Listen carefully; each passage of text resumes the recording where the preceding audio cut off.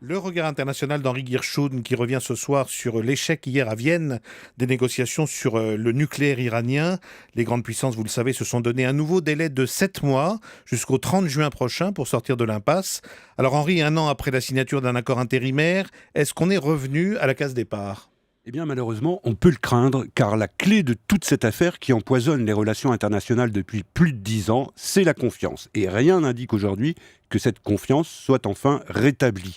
Les grandes puissances savent que l'Iran poursuit un programme d'armement clandestin pour se doter de la bombe atomique. Mais l'Iran continue de nier, malgré l'accumulation de preuves contraires. Les négociateurs se sont vus des dizaines de fois, ils ont appris à se connaître, parfois même à s'apprécier, mais personne ne peut dire avec certitude aujourd'hui si l'Iran est enfin devenu raisonnable, ou bien au contraire si elle utilise les subtilités bien connues de sa diplomatie pour gagner du temps, afin d'atteindre, quoi qu'il arrive, son objectif réel.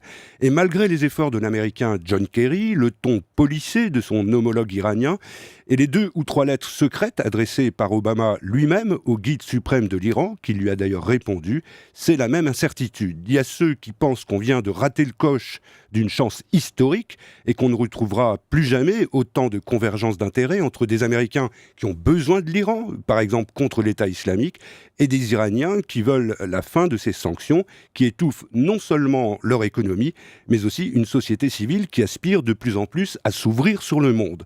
Il y a aussi ceux qui estiment que la poursuite d'un dialogue est encore la meilleure porte de sortie possible.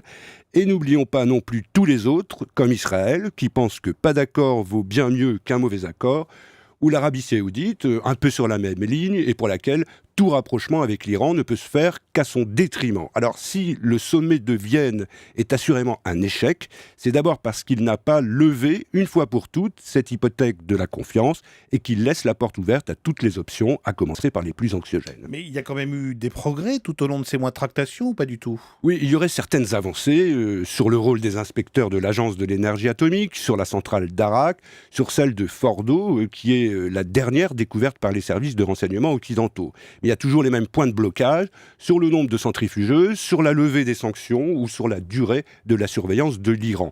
En fait, c'est une négociation très complexe, très technique, qui avance un peu comme une sorte de mécano.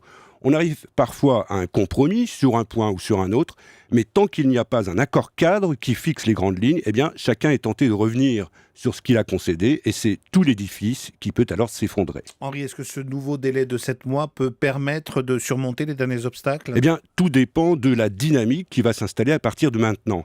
Si le nouveau Congrès américain dominé par les républicains décide d'accroître la pression en renforçant les sanctions, et si parallèlement les durs du régime de Téhéran restent intraitables, il n'y aura pas d'accord et la suite deviendra dangereuse.